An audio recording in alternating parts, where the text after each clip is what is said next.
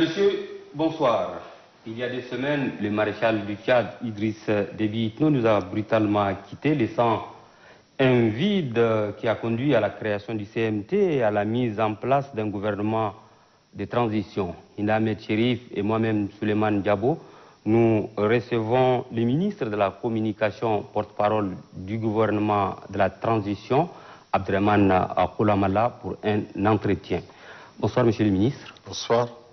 Monsieur le ministre, quels sont selon vous les défis de ce gouvernement? Est-il consensuel et d'union nationale? Le premier défi, c'est de maintenir les équilibres institutionnels du pays. Votre deuxième question, évidemment que c'est un gouvernement consensuel, puisqu'il regroupe un pan important des sensibilités politiques dans le pays. Vous avez des grandes organisations politiques comme l'UNDR, le PLD, qui font partie de ce gouvernement, le PLD, d'autres partis politiques.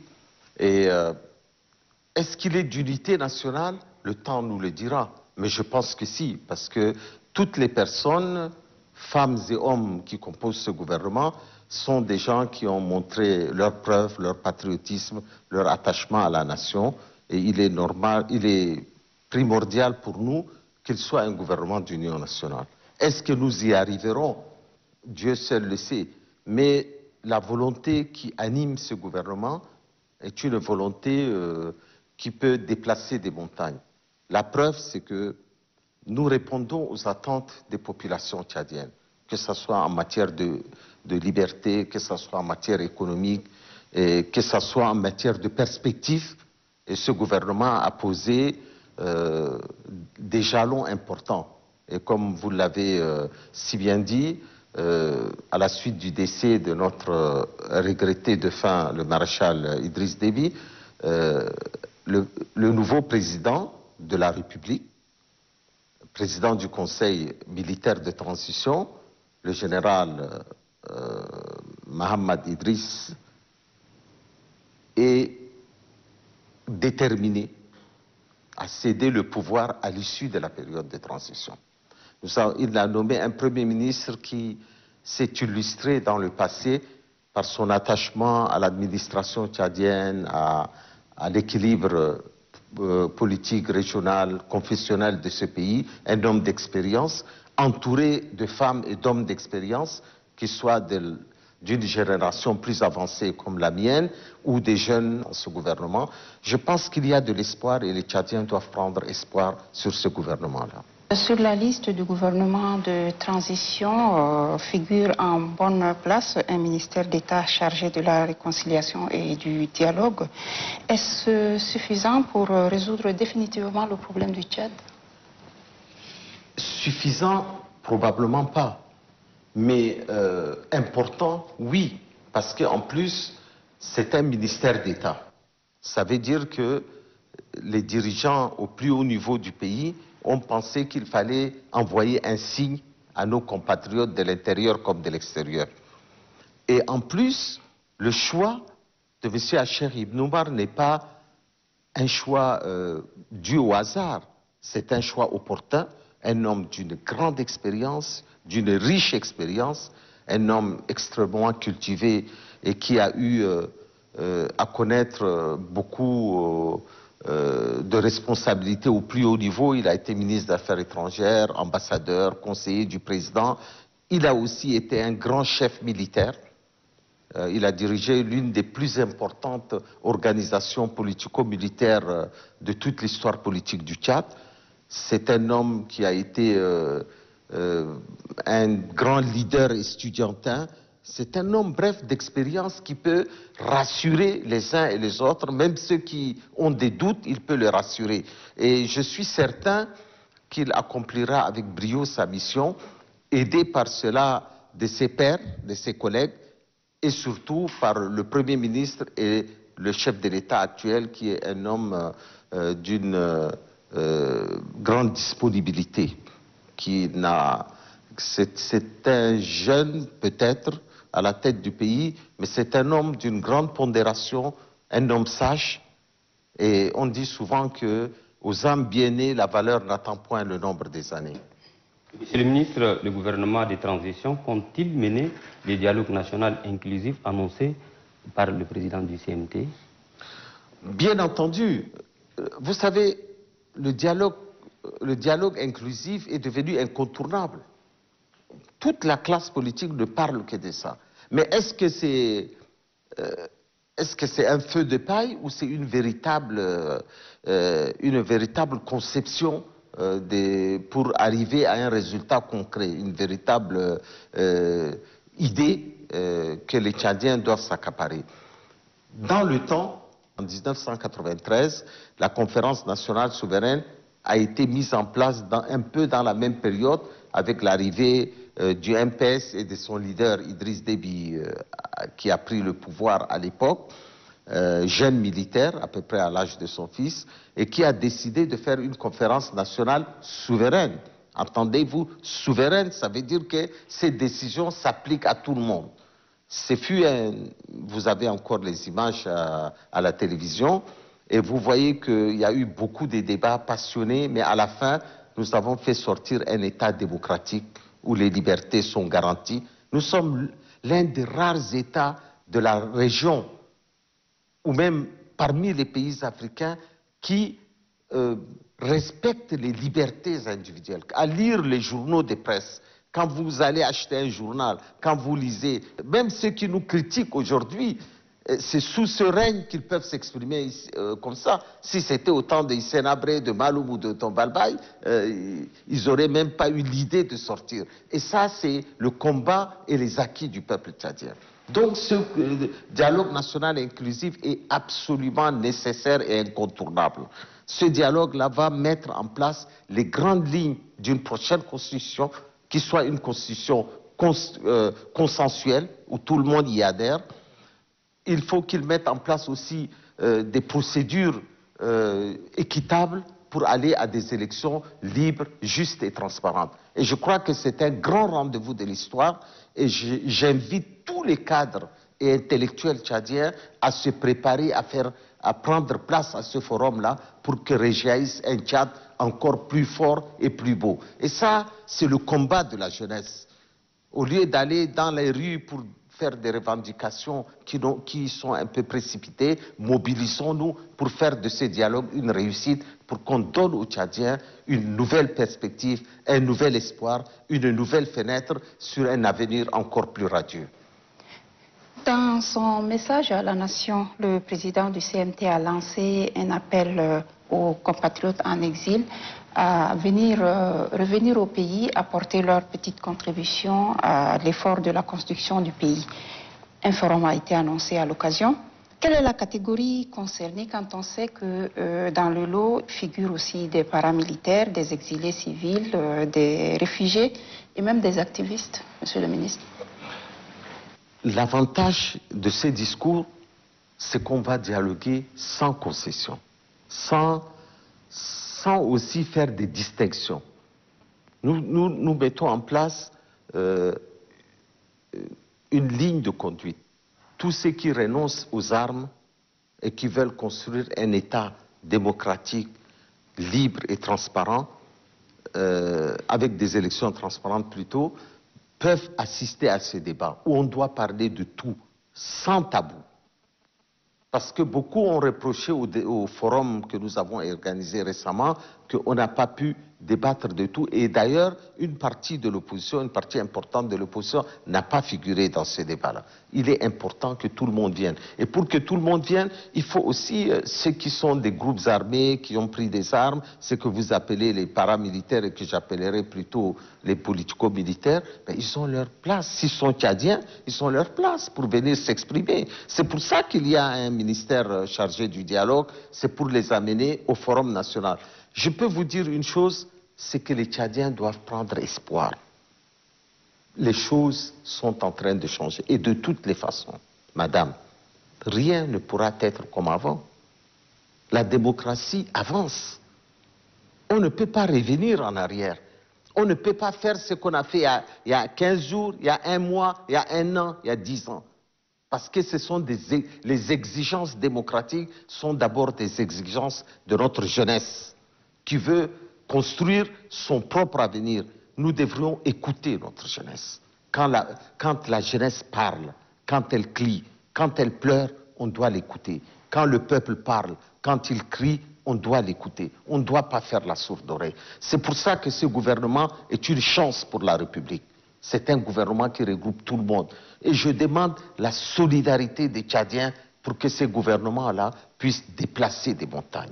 Nous sommes capables de déplacer les montagnes. On dit souvent que avec de la foi et des idées, il n'est des chemins qui ne soient insurmontables. Il faut de la foi, des idées, et j'ajouterai même un amour incommensurable pour ce pays. Ce pays est l'un des plus beaux pays du monde. Nous avons un peuple magnifique. Nous vivons en cohabitation. Quand les autres peuples africains se divisent, se déchirent, nous on vit en bonne harmonie. Qu'on soit du sud ou du nord, nous vivons en bonne harmonie. Il y a quelques personnes qui veulent jouer la fibre de division ethnique, tribale, régionale. Ils vont échouer comme ont échoué leurs prédécesseurs. On ne peut plus diviser les Tchadiens là parce que la nation tchadienne existe. Elle existe, elle va perdurer dans le temps et nous y veillerons. Monsieur le ministre, parlons de ces personnes. Depuis quelque temps, des manifestations tout azimuts sont organisées à travers des marches. Ces marches sont-elles une bonne option pour aboutir à des revendications de leurs auteurs? Bon, manifester est un droit. Marcher est un droit. La seule difficulté avec ces jeunes qui marchent, c'est qu'ils ne respectent pas la loi de leur pays. Ils disent qu'on ne vous reconnaît pas. Mais ça, ce n'est pas une posture de dialogue. Tu viens voir des gens qui ont le pouvoir en main, qui ont les armes, qui ont l'administration, qui ont l'armée, vous dites on ne vous reconnaît pas, et toi tu n'as même pas un paquet de biscuits en pain. Comment veux-tu faire face à cela? Il faut dialoguer pour faire passer tes idées. Parmi eux, il y a des jeunes qui expriment leur frustration, qui sont des frustrations normales. Nous sommes dans un pays où l'emploi est difficile pour la jeunesse. Il faut remédier à cela. Il faut répondre aux aspirations de la jeunesse. Il y a parmi eux des gens qui sont simplement excédés. Il y a parmi eux des philosophes qui veulent un État à leur goût. Et il y a parmi eux, et c'est les plus dangereux, des calculateurs politiques. Ces calculateurs politiques pensent que le moment est venu de s'aimer le trouble parce que c'est dans le trouble qu'ils peuvent prospérer. Mais ce qu'ils ne comprennent pas, parce que la plupart du temps, c'est des gens soit expérimentés, soit des jeunes gens qui n'ont aucune pratique de la vie politique, ils croient qu'en faisant ces troubles, ils vont réussir. Ce qu'ils ne savent pas, c'est que aujourd'hui, à l'heure où je vous parle, nous sommes dans une situation sécuritaire qui est encore incertaine. La menace terroriste, la menace des groupes armés, des nébuleuses qui sont là en Libye, cette menace est encore réelle. Notre armée se bat. On a beaucoup de gens qui sont morts, qui ont donné de leur vie pour que nous vivons libres. Les gens qu'on stigmatise aujourd'hui ont leurs parents, ont leurs frères, ont leurs amis qui sont en train de mourir sur les champs de bataille pour que nos frontières soient sécurisées. Malgré ça, le gouvernement a décidé quand même d'ouvrir une voie pour apaiser la situation en disant, malgré les difficultés sécuritaires, nous acceptons que les gens puissent manifester, marcher dans la rue, à la condition de respecter la loi, à la condition que ça n'amène pas de troubles à l'ordre public. Quand nous avons décidé ça, ces jeunes marcheurs ont trouvé que ce n'était pas suffisant. Ils ont cru que c'était de la faiblesse de la part du gouvernement. Ils ont fait une vidéo absolument incroyable. Moi, de ma vie politique, ça fait des dizaines d'années que je fais de la politique, j'ai jamais vu des hommes politiques et des gens de la société civile tenir un langage d'insurrection populaire en menaçant les institutions de la République. C'est extrêmement grave. Mais avec ça, nous sommes sereins. parce qu'ils ne représentent pas grand-chose. Vous avez vu, c'est une manifestation qui a été maîtrisée facilement. Et d'ailleurs, je félicite la police, mais je félicite surtout l'actuel ministre de la Sécurité qui a joué un très grand rôle pour qu'il y ait un apaisement dans la société. C'est un homme très sage, j'espère que vous aurez l'occasion de l'inviter pour que les Tchadiens le connaissent. Et j'en appelle aux jeunes gens qui sont là, prenez patience. Allons au forum. Si le forum ne vous plaît pas, vous avez le temps de manifester. Y a-t-il péril en la demeure? Y a-t-il le feu au lac? Aujourd'hui, pour que, à peine le gouvernement n'a même pas encore 15 jours, le président Idriss Déby, à peine on vient de finir son deuil, les gens sont dans la rue pour manifester. Est-ce que vraiment c'est des gens responsables? Je vous pose la question. J'aurais aimé que ces gens viennent nous rejoindre, qu'on travaille ensemble, qu'on construise une société démocratique, qu'on lègue à la postérité un pays où il fait bon vivre. Mais ce n'est pas en mettant en péril la société tchadienne. Je vous jure que si le pays bascule dans l'incertitude, ils seront les premiers à traverser en laissant les populations. Ceux qui manifestent n'auront pas les moyens financiers qu'ils ont pour aller traverser et vivre ailleurs. C'est eux qui seront les premiers à fuir le déluge en abandonnant les Tchadiens. Nous, on sera auprès de notre peuple. Et on aime. Personne n'a le monopole du patriotisme. Personne n'aime le pays plus que les autres. Nous aimons tous ce pays. Nous lui avons consacré notre vie. Ce pays nous appartient à tous ou risquerait de n'appartenir à personne. Je conjure la jeunesse à nous écouter et à nous soutenir. Nous avons besoin de votre soutien pour que ça marche. Si Kebzabo, Alabo et tant d'autres opposants ont décidé de nous aider, c'est parce qu'ils ont fait preuve de sagesse. Ils ont dit, il faut sauver le Tchad. La marche est un droit. Mais en autorisant la marche pacifique, pensez-vous que vraiment les forces de sécurité disposent des moyens et des techniques suffisantes et nécessaires pour encadrer les manifestants? Bon, d'abord, quand on manifeste, les organisateurs eux-mêmes doivent avoir un service d'ordre. Parce que les manifestations donnent lieu toujours à des badauds qui ont un autre programme. Ils profitent de ces marches pour dévaliser, pour voler. Je ne dis pas que ce sont les manifestants, mais parce que quand on manifeste, on ne peut pas contenir une foule. Vous voyez, quand vous voyez en France avec les gilets jaunes, tout ça, il y a toujours des débordements. Donc, il y a un service d'ordre interne qui doit être mis en place.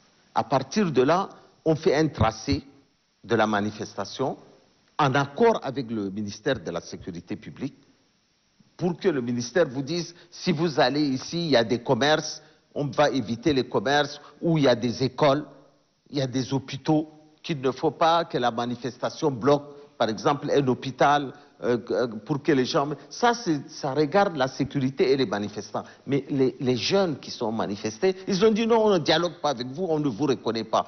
Mais si vous ne nous reconnaissez pas, vous êtes comme les rebelles qui viennent. Vous n'êtes pas différents d'eux. La seule différence entre eux et les rebelles, c'est que les rebelles ont des armes et eux, ils n'ont pas des armes. En plus, encore, que eux, ils ont des armes. Moi, j'ai vu sur les réseaux sociaux des machettes. Ils ont brûlé on m'a dit qu'il y a une maison brûlée, il y a des gens qui ont été, des voitures caillassées, tout ça. Peut-être, je ne sais pas, je n'ai pas le bilan aujourd'hui, mais ce qui se passe est extrêmement grave. Moi, je suis vraiment triste. Parce que nous, du haut de nos années de servitude de l'État, on est revenu pour aider le pays et les jeunes qui doivent être en première ligne pour aider le pays sont les premiers à s'aimer le trouble et l'incertitude dans le pays et c'est vraiment dommage. Monsieur le ministre, selon vous, qu'est-ce que ces jeunes-là veulent? Vous savez, quand on n'a pas une bonne expérience politique, ce n'est pas lié à l'âge, c'est lié à la culture politique. Vous pouvez avoir 35 ans et être politiquement mûr pour diriger un pays. Mais vous pouvez avoir 60 ans et vous n'êtes pas mûr pour diriger ce pays. Ces jeunes-là croient que, parce qu'ils ne peuvent pas accéder au pouvoir de manière démocratique, ils se disent que les troubles à l'ordre public est une échelle pour qu'ils arrivent au pouvoir. Ils se trompent complètement. Parce que si le pays éclate, il n'y aura plus de pouvoir. Il y aura des bandes armées, il y aura des groupes armés qui vont venir de Libye, des zones où les pays, parce qu'on ne contrôle rien, il y a des groupes armés, il y a Boko Haram qui va venir de l'ouest du Tchad, d'autres vont venir et vous aurez des groupes armés. Et nous, on a connu ça en 1980, avec 11 tendances politico-militaires dans le pays. Nous avons mis des années et des années à reconstruire le Tchad. Et il faut, franchement, les gens ne savent pas la chance qu'ils ont. Mais malheureusement, ces jeunes qui sont dans la rue sont manipulés par des gens qui ont un autre agenda. Bon, moi, ils ne me font pas peur, parce que c'est des gens, tu leur confierais la garde d'une chèvre, ils la perdront. Ils ne pourront pas diriger un pays. C'est des gens sans expérience, c'est des gens qu'on voit, c'est des gens qui ne connaissent même pas le fonctionnement des institutions du pays, l'administration du pays.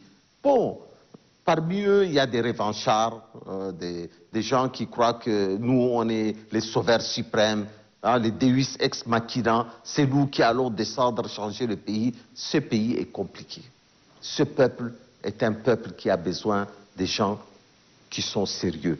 Les militaires n'ont pas l'intention de rester au pouvoir. Ils l'ont dit, ils l'ont redit. Moi, je les crois.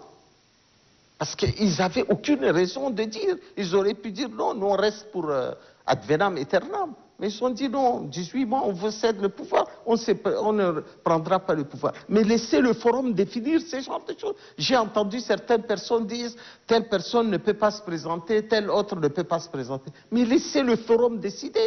Pourquoi les gens sont pressés? On n'a même pas mis en place un comité préparatoire du forum. Déjà, les gens ont commencé comment dirais-je là, à dire ce qu'on va dire dans le forum. Mais ce n'est pas démocratique. Prenons ce que j'ai toujours dit, donnons du temps au temps.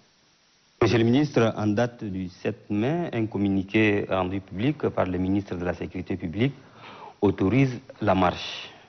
Après, un arrêté venant du même ministre interdit cette marche. Qu'est-ce qui explique cela? Oui. N'y a-t-il pas une cacophonie quelque part? Vous savez, je vais vous dire une chose. Quand vous décidez d'être souple et d'apaiser la situation, les gens croient que vous êtes faible. Parce que vous avez en face des gens qui manquent de maturité.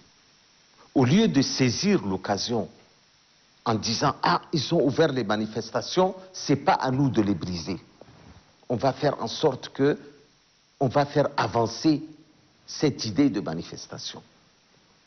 Nous, on s'était réunis pour analyser la situation. On a dit, les jeunes veulent manifester, chiche, on leur donne la possibilité de manifester. Mais à une condition, on doit encadrer les manifestations pour qu'il n'y ait pas de débordement. Non pas l'encadrer de manière dictatoriale, mais l'encadrer pour que la marche se passe de manière pacifique. On a dit, le ministre a pris un arrêté pour dire ça. Quelques heures après, ils se font une vidéo d'une violence inouïe, une vidéo abracadabrante, une vidéo qui, je ne sais pas comment elle a germé dans l'esprit de ces gens pour venir remettre en cause tout ce que le ministre a dit. Il dit, on ne vous reconnaît pas. Vous êtes ceci, cela. Vous n'êtes pas légitime. Est-ce qu'eux, ils sont légitimes? Est-ce que le peuple tchadien leur a donné mandat pour parler? Le peuple tchadien a donné mandat à une assemblée nationale dont mon propre parti a un député dans cette assemblée. Moi, j'ai plus de légitimité qu'eux. Parmi eux, combien ont des députés à l'Assemblée nationale?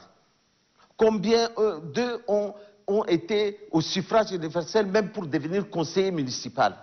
De quel droit ils s'arrogent le privilège d'être les représentants du peuple? Qu'ils expriment leurs opinions, ahlan ou sahlan, comme on dit. Venez exprimer vos opinions. Mais qu'on ne vienne pas nous apprendre comment on gère un pays. Ce n'est pas eux. Confiez-leur la garde d'une alimentation, ils vont la vider. Vous pensez on va leur confier la vie d'une nation? On va leur confier l'avenir de notre jeunesse? Qu'ils restent là où ils sont. S'ils veulent dialoguer, comme je dis, ahlan sahlan, qu'ils viennent. Le pays leur appartient. Personne ne sera exclu, mais s'ils veulent remettre en cause les institutions, ils vont faire d'énormes difficultés. J'ai dit bien d'énormes difficultés. Il ne faut pas qu'ils croient qu'ils ont le soutien de telle ou telle officine ou de telle ou telle ambassade. Notre souveraineté, personne ne pourra la toucher. Nous sommes jaloux de notre souveraineté. Personne, aucun pays, aucune organisation ne viendra mettre en péril la souveraineté nationale tchadienne. Notre pays, c'est nous qui l'aimons. Ce n'est pas aux gens de nous dire ce qu'on fait. Nous, aujourd'hui, on a réuni toute la classe politique pour un consensus. Personne ne viendra nous donner une leçon. S'ils croient que les autres pays, les pays n'ont pas d'amis, ils ont des intérêts. Ils disent que la France nous soutient, les États-Unis nous soutiennent. La France et les États-Unis ne vont pas soutenir des aventuriers. Quand nous luttons contre Boko Haram, quand nous luttons contre AQMI au Sahel, et d'ailleurs, ce que je félicite le nouveau président, c'est qu'il a réaffirmé dans son discours à la nation les engagements internationaux du Tchad auprès, que ce soit sur le plan militaire, économique et social. Nous allons tenir nos engagements auprès de nos partenaires. Maintenant, moi je les invite à venir. Je vous jure que notre porte est ouverte, nos bras sont ouverts. Nous n'attendons qu'enlacer les gens pour un Tchad plus démocratique, pour un Tchad qui soit débarrassé des pesanteurs de l'histoire.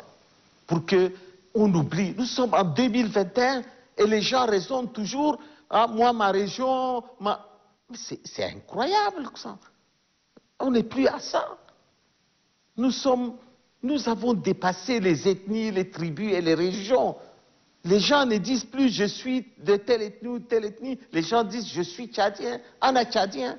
C'est comme ça qu'on construit un pays. C'est comme ça qu'on construit une nation. Ce n'est pas comme des chiffonniers. On ne se bat comme des chiffonniers. Je m'excuse, je parle avec passion parce que ce pays, je l'aime profondément. Et ceux qui vous dirigent aiment profondément ces pays. C'est pour ça qu'ensemble, nous allons reconstruire une nation unie et réconciliée avec sa mémoire historique. Avant de donner la parole à Hinda, est-ce que vous avez un appel à lancer à l'endroit de ceux que vous pensez sont un peu manipulés? Mais vous savez, j'ai été jeune, j'ai manifesté. Moi qui vous parle, à l'âge de 15 ans, j'ai été arrêté. À 17 ans, j'ai été exclu de tous les établissements du Tchad. Je suis allé étudier à Garoua pour mon militantisme politique au temps de Tombalbaye. Il n'y avait pas de démocratie. Donc, je comprends qu'un jeune descende dans la rue manifester. Je ne peux pas lui en vouloir. Je pense que c'est son droit, c'est un droit inaliénable. La seule chose que je dis aux jeunes, est-ce que vous pensez que c'est le moment maintenant de manifester ou c'est le moment de nous unir pour sauver notre pays? Je leur lance un appel, mais pas simplement aux jeunes manipulés, même à leurs dirigeants. Parce que moi, ils me font toujours rire. Quand je les entends parler à la radio, j'ai l'impression qu'ils viennent de la planète Mars. Ils ne connaissent pas la réalité du pays. Mais même eux, s'ils viennent, on va les accueillir. Pourquoi c'est des Tchadiens? Pourquoi les rejeter? On veut accueillir tout le monde. Mais simplement, s'ils croient que nous sommes faibles et qu'ils peuvent nous marcher dessus, alors là, ils se font des illusions. Parce que franchement, ils nous trouveront sur leur chemin. Depuis que je suis nommé ministre, je suis impressionné par la qualité des cadres, des hommes et des femmes de mon ministère, et je suis épaté par les journalistes de l'ONAMA, et je vous félicite tous, et vraiment, vous faites la fierté de ce pays. Je voulais vous faire ce message avant de conclure. Merci beaucoup. Mesdames, Messieurs, chers téléspectateurs et auditeurs, je rappelle que le ministre de la Communication, porte-parole du gouvernement de transition, M. Abderrahmane Koulamalla, était notre invité. Monsieur le ministre, merci d'avoir répondu à nos questions et de votre disponibilité aussi, bien sûr.